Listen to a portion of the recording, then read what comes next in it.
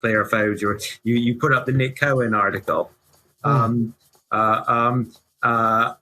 if Nick Cohen actually wanted to have a serious debate about this, he could have said where he stood on David Miller. Right. Because there is, in my view, this is an actual case. This is an actual case. This is an actual case of somebody who is actually being cancelled, right?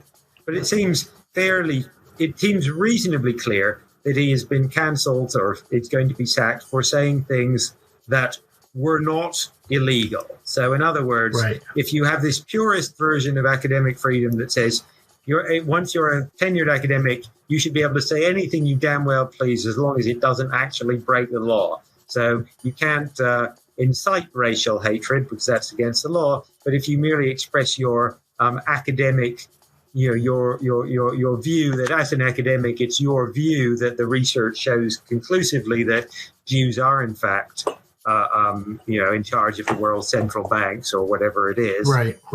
That's there's nothing illegal about saying that it's your view that Jews run the world. That's not a direct, that doesn't break the law.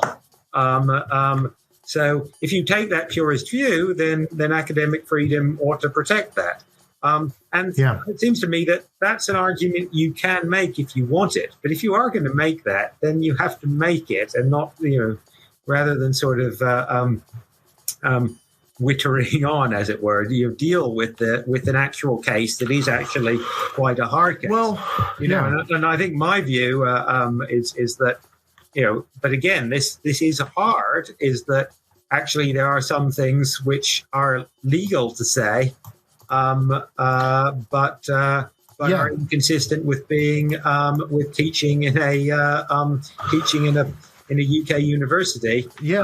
And without knowing the details of the case, it seems fairly clear to me that Miller crossed that line, and that Bristol has a good case for sacking him. The courts will decide ultimately. Well, and I think this comes up against the fact that academic freedom is not the same as free speech, and that as they concluded, the QC said it doesn't constitute unlawful speech. He was allowed to say.